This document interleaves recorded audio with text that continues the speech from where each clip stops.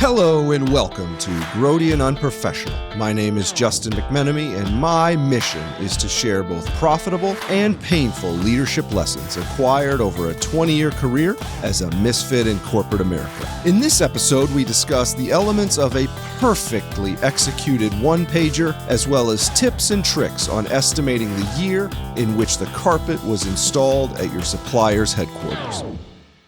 For the better part of a decade, I led within a business known as Precision Planting. Founded by a local farmer, our company was born in a converted hog shed. We were founded on the belief that large incumbent companies are more concerned about their own pocketbooks than their customers. Therefore, the industry needed a company started by a farmer, building products for farmers, absent the politics and protectionism that comes when established companies fight to maintain the status quo. If you are wondering, no, I am not the founder. In fact, my tenure at Precision Planting never overlapped with the founder.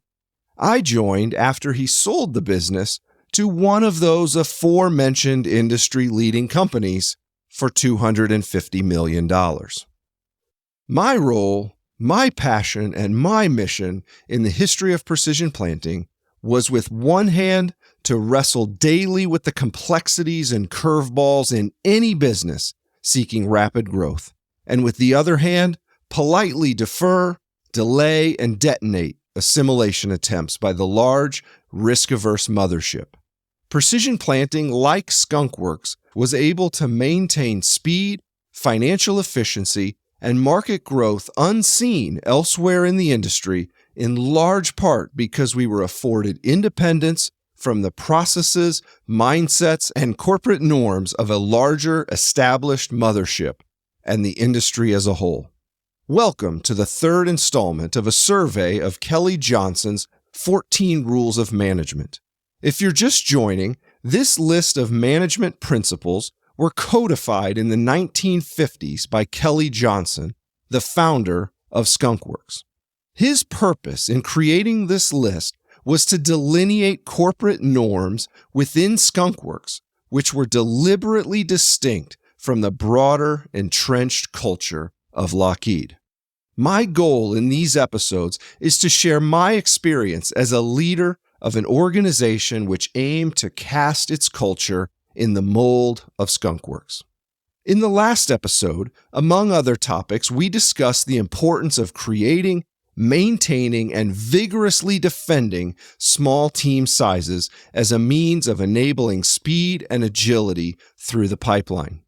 In this episode, we continue by discussing how a semi-autonomous, market-disruptive organization differentiates itself in processes like budgeting, purchasing, and the use of metrics. We will look at these processes through several lenses, including Skunk policy, our practices at Precision Planting, and my experiences in and around large organizations. Kelly Johnson's fifth rule of management states there must be a minimum number of required reports, but important work must be recorded thoroughly. In the previous rule, we were instructed to maintain simple and flexible processes. Rule 5 adds the concept of minimum necessary when considering the degree of oversight, documentation, or reports required of staff. For professional managers steeped in the cultures of large organizations, there is a dogmatic pursuit of increased accountability attained through increased visibility. Executives attain ever-increasing visibility through the constant addition of metrics. These metrics lead to action when employees are held publicly accountable for performance during regularly scheduled status meetings. It should be noted, at the most basic level, increasing visibility in pursuit of increased accountability communicates leadership's distrust of employees' abilities, discernment, and motives. To be clear, every organization must have metrics which provide visibility into critical aspects of the company. An organization absent of visibility into critical business processes unnecessarily flirts with chaos. However, it seems in practice, leaders believe that the addition of any report or any metric is free. Kelly Johnson highlights, in my experience affirms, metrics and reports cost both in time and relational equity with employees. Therefore, an executive should seek the minimum level of metrics reporting. I wish there was a way to measure how much employee surveillance has been added through measurements, metrics, and status reports over the last 20 years, and the correlated downward effect on employee motivation and creativity. You see what I did there? I just called for a metric which would provide visibility to the rate and cost of additional metrics. See how easy that is? During my tenure within the R&D division of a large multinational product company, each research project was required to maintain a project status board inside of an Obeya room. For those of you wondering, Obeya is Japanese for big room. Until recently, I thought Obeya was Japanese for wasted time. Inside of the Obeya room, the walls were papered with status sheets for every funded project. No matter the size, each project was measured against 20 color-coded metrics. Every Tuesday morning at 8 a.m., project managers would file into the Obeya room and present the color metric status of their project as a means of fostering visibility and accountability. In practice, the meeting served almost no purpose. For starters, the invite list was an uncurated mess of matrix managers and stakeholders from all corners of the division. In reality, only those on the hook to present regularly attended.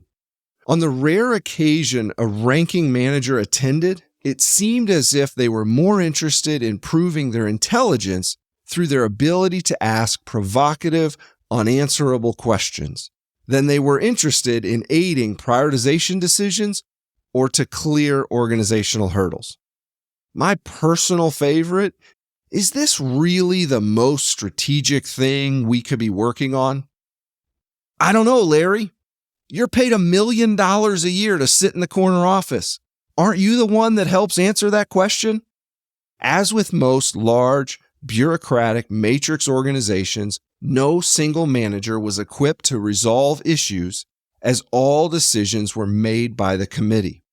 The result was a required weekly status meeting aiming at driving accountability onto project leads, in which managers either never attended, played politics, or got crocodile arms when asked to help carry a load. Largely, the meeting provided visibility into just how little accountability or autonomy the manager class had within the broader company. About 6 months into this charade, I began an organizational experiment. Now, if you listen to this podcast for any length of time, you will come to know that I love organizational experiments. I wanted to see how long I could go without updating slides or even changing talking points during the weekly report out. Think of this as an 8 a.m. version of the movie Groundhog Day. I am proud to say, as a direct result of sporadic attendance by leadership and a largely distracted or uninterested audience, I was able to save the company nearly 20 hours of my time by not updating those slides for over 2.5 months. Now that I think of it, no one ever thanked me for that cost reduction project. Reducing the number of staff reports and updates to a bare minimum is a necessary reality of any organization aspiring to follow Kelly Johnson's model. As we remember, Rule 3 calls for small, focused teams. If leadership insists on world-class documentation and report outs, either the number of non-producing staff must be increased, or producing staff will be distracted from project work in order to prepare a summary of the project work that they are not able to focus on. Within a project team, the person most equipped to provide information for reporting is the employee performing the work. The paradox, however, is that the same employee is most critical in regard to advancing the project. Many large organizations solve this problem by employing a group of data collectors and collators. This may take the form of a project management office, or sometimes the product management team falls into this role. What emerges is a group of people that are the PowerPoint class of the organization. They speak to staff to collect the details, progress, roadblocks, and status of each project. Then they formulate the information into polished, standard format slides, accompanied by a narrative arc which has been crafted to tickle the executive's ear. This group, in addition to costing a significant amount of money, ends up producing a boundary layer tasked with carrying the mail between the executive team and the front lines. For that reason, within Precision Planting, we burdened leadership with the task of collecting the necessary information required to aid the decision-making process. I'm not talking about leaders sending out monthly update reminders to their team. I'm not talking about leadership making a template that they expect their team to fill out regularly. I'm talking about leaders walking to their team's desk and verbally asking for information, then receiving the information in whichever format was easiest and most efficient for the creator, for the doer. The goal being to collect the minimum necessary information in the most efficient manner when measured by the amount of time diverted from progress by the most critical members of the team. The most critical member of the team is rarely the thinking class of the organization. It is most often the doing class of the organization that provides the most value and progress to the goal. Let me take a brief sidebar here to discuss a pet peeve of mine: the standard format one-sheeter. Leadership invariably introduces the one-sheeter as a means of making their life easier. The logic goes that it is too difficult for a manager to sit in meetings all day and track along with the many different ways in which projects are otherwise presented or talked about. Therefore, a single-page template is produced and enforced across the whole organization.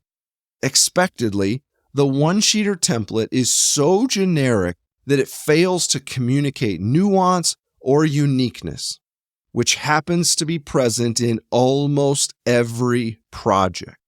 The most common outcome is the employment of font size 5 across the slide and numerous tiny pictures scattered across the one-pager, therefore making it illegible from anywhere in the conference room. It has always baffled me why the default practice is to push conformity into the staff as a means of making it easier on the leadership class. As if somehow upon attaining the rank of executive, your attention span and mental faculties drop to the level of a 6-year-old, only interested in reading picture books as opposed to engaging in nuanced and often nested conversations. Any organizational leader should consider how many team leaders, middle managers, product managers, and other support staff are employed for the purpose of collecting, collating, and communicating progress reports to executives. How big is the PowerPoint class in your organization? How many highly paid staff have the primary charter of polishing slides and curating narratives under the chief mission of navigating executive reviews without drawing attention or action items. During my tenure at the helm of a nimble, high-paced, low-overhead organization built in the model of Skunkworks, we held project status reviews only 3 times a year. As the meeting approached, rather than blindly filling the agenda with every project in the pipeline, managers were asked if their project would benefit from discussion amongst the broader leadership team. In instances where a project was on track and was not approaching a significant technical or commercial milestone, the leader was not required to divert resources to present on the status of their project. Status reports were not prescriptive in format or content. I asked project leaders to consider the decisions or discussions they desired to attain during the meeting and prepare content which properly informed the audience of relevant information, then leave time for open discussion. This is in stark contrast to my big company experiences, in which success in front of leadership is measured by how little conversation you elicit with your slides, rather than how much discussion is facilitated. Far and away, the greatest benefit of the project status review cycle was attained by the product manager. With the review on the horizon, the manager was pressed into the task of logically articulating the status, next steps, and potential hurdles of the project. Most often, the benefit attained by the manager, while structuring their thoughts in advance of the presentation, far exceeded any benefits gleaned from the conversation with leadership. For that reason, we only held project reviews at the cadence which a project status changed significantly. If held more frequently, the presenter and the audience would be bored, leading the review to devolve into a checking-the-box exercise. Speaking of processes which have decayed into a checking-the-box exercise within most companies, Kelly Johnson's 6th rule of management addresses the role of budgeting within a fast and dynamic organization. The 6th rule states there must be a monthly cost review covering not only what has been spent and committed, but also projected costs to the conclusion of the program. The aerospace industry was and often still is plagued by budget overruns and project delays. Therefore, it was important to Kelly Johnson that Skunkworks as an organization regularly review development costs and projections. In a vacuum, one could look at the 6th rule of management and say, this rule isn't unique to Skunkworks. In fact, this rule is standard fare across any world-class organization. Any company worth their salt should and likely does have monthly cost reviews.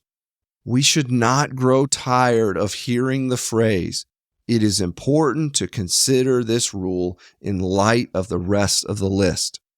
As with development processes and metrics reporting, at Precision Planting, we took a minimum necessary approach to budgeting and budget reviews.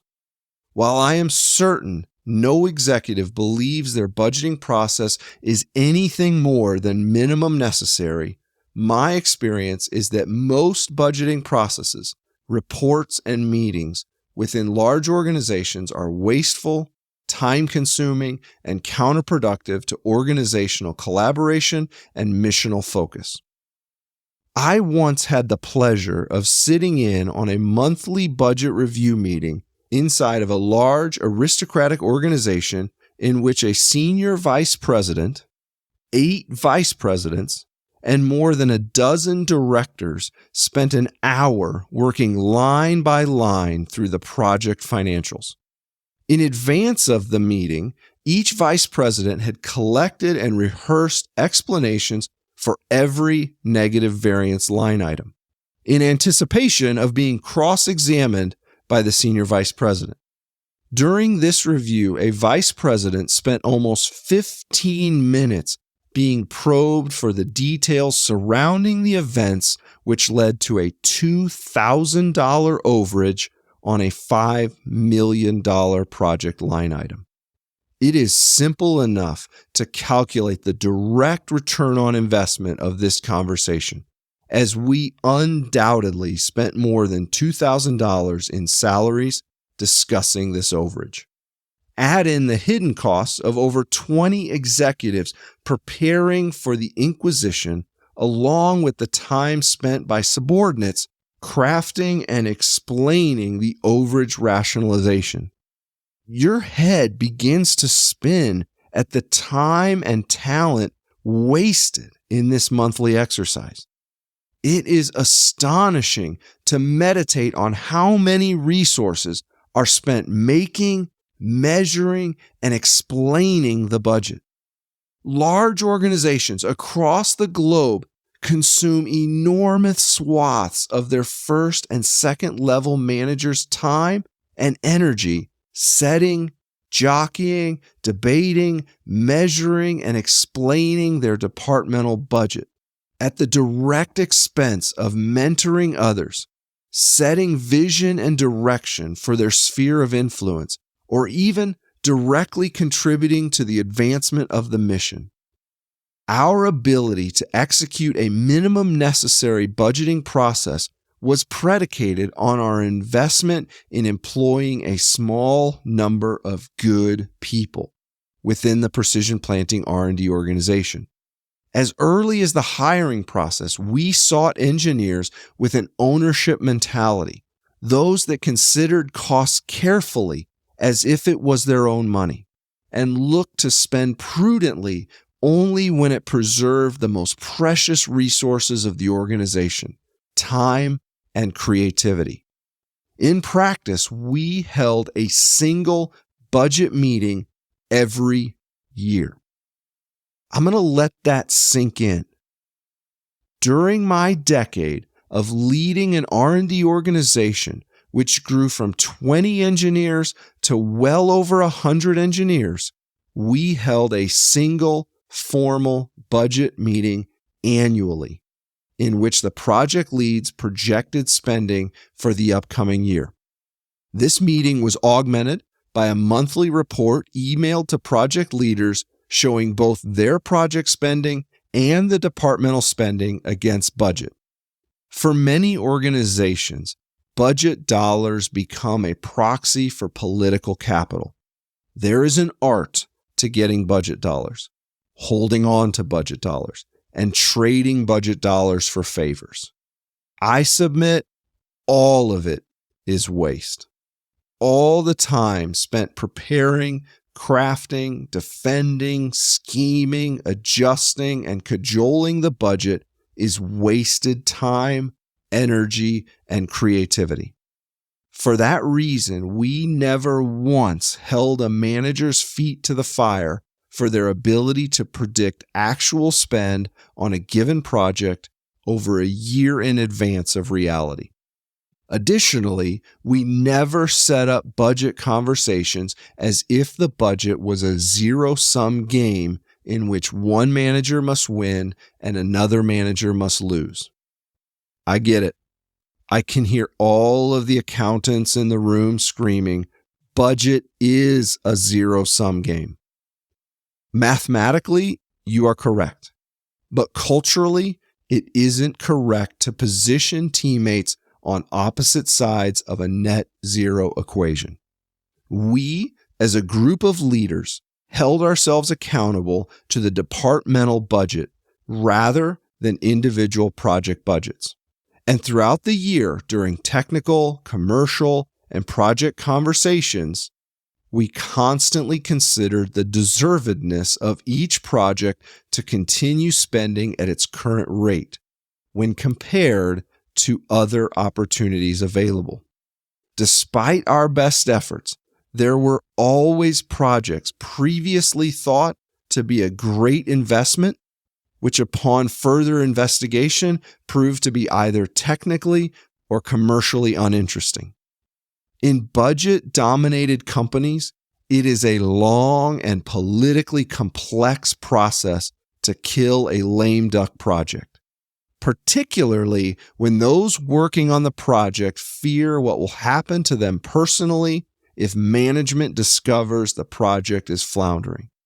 Often, the first to know a project is headed for the rocks are the ones rowing the ship.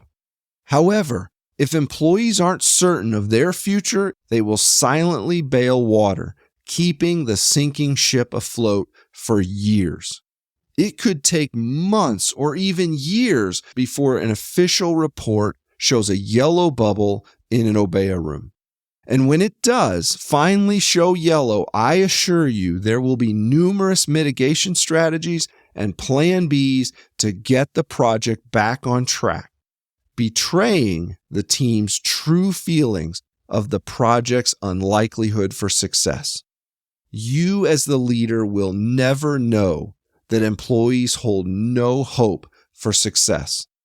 They merely prefer a sinking ship to the open ocean. For this reason, I always sought to have 3 or 4 exciting projects in the queue which engineers were chomping at the bit to work on. This enticed staff to more quickly raise their hand when they saw wasted time or capital being spent on projects likely destined for failure.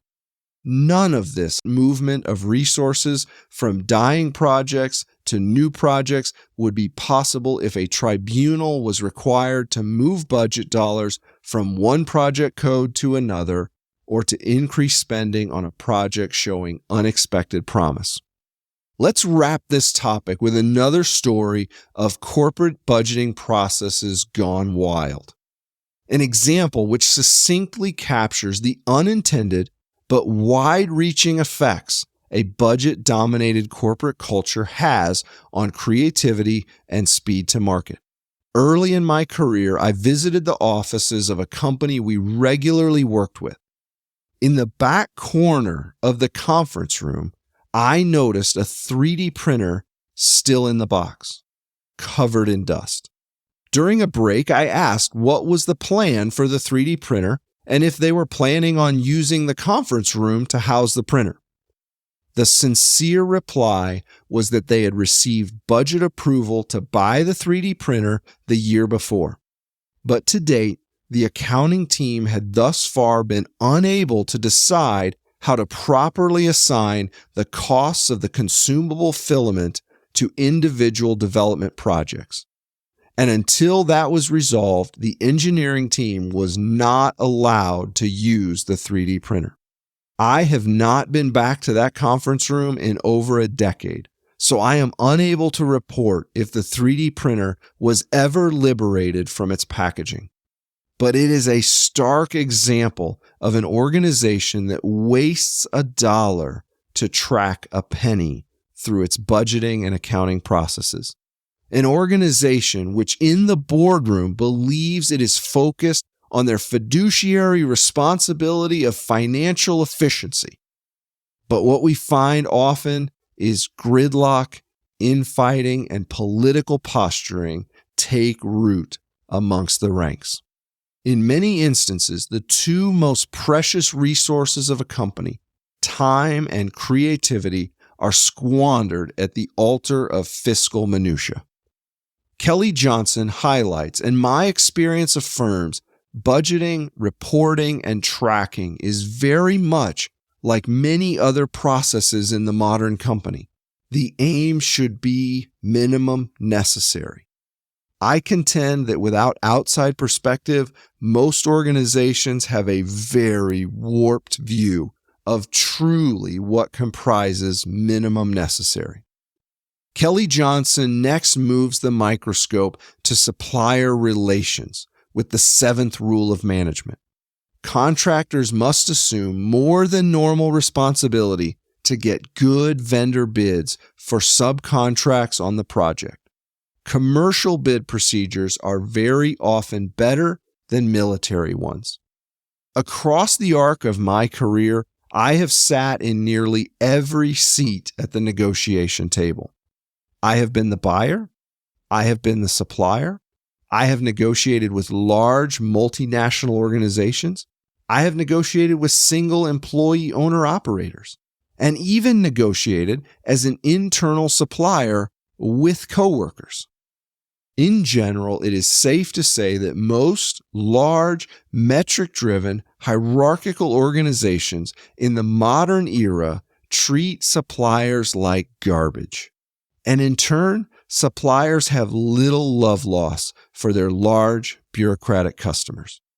The art of negotiation is beyond the scope of this conversation, and I understand that playing hardball when you have leverage is a tried and true method of squeezing price out of a deal.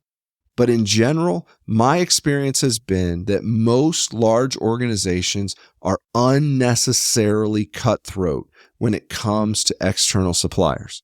Interestingly, I have never been treated as poorly as when in the role of internal supplier to another division of the same company. Those relationships have been downright treacherous. As part of leading a nimble, fast-paced, rapid growth organization, we needed to have categorically different relationships with our suppliers than the contentious status quo of the industry. We sought suppliers that were honorable, candid, straightforward, honest, and transparent, both in good times and in bad. Cost matters, but it is not singularly king when compared to history, loyalty, honesty, and flexibility. The buzzword often employed in supplier-customer conversations is partner. Everybody wants to be a partner. Nobody wants to be a commodity supplier. I tell potential suppliers a partnership is easily identifiable if you treat my emergency as your emergency.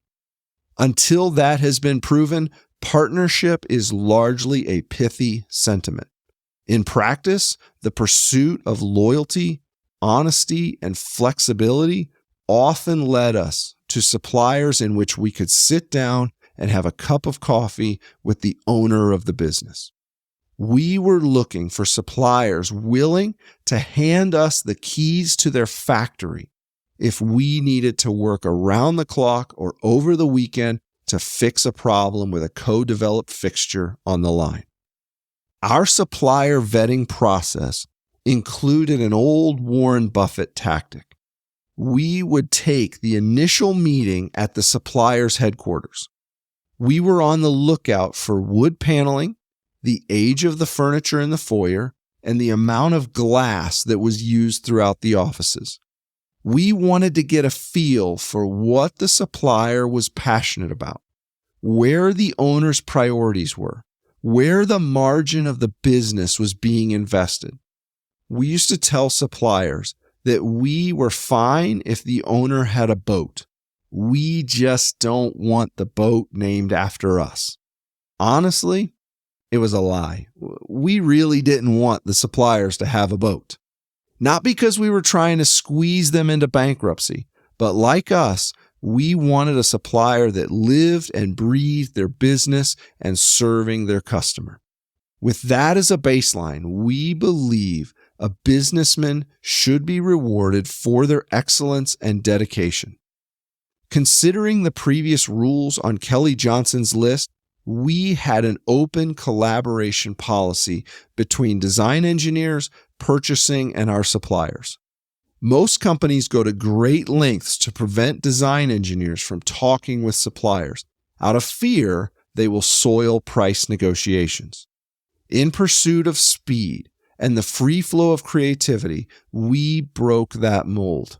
We were able to do this in part as we had followed Kelly Johnson's rule number 3. We employed a small number of good people. I distinctly remember a situation in which we were suffering from significant field issues with a component which had recently moved to a new supplier. After a few attempts at resolving the issue virtually, we decided we needed to all sit in one room to expedite the process. The design engineer, the purchasing agent and I flew to Boston to meet with the supplier. As we had only recently begun working with this supplier, the relationship was fresh and untested. Upon arrival, we were escorted into a conference room and greeted by the vice president of sales and a cadre of other executives. The meeting opened as they always do, with a stock presentation of how big their company was, how old their company was, how global their company was, and how able their company was to scale with our business. I sat quietly through the presentation. After the presentation, I thanked them for the information, then immediately cut to the chase. We have a major warranty issue on our hands, with a component each of us has a shared interest in. My colleagues and I are planning to live in this conference room until the issue is solved. He responded defensively, as one would expect, thinking we were threatening a sit-in as a means of hostile negotiation. As he started to defend the actions of his organization, I intervened. I'm not here to figure out who to blame. I'm not here to look endlessly through previous emails to discover who said what to whom and as a result, who carries liability.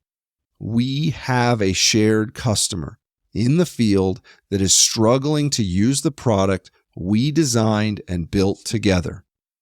I have brought with me the totality of our knowledge on the product. 3 people.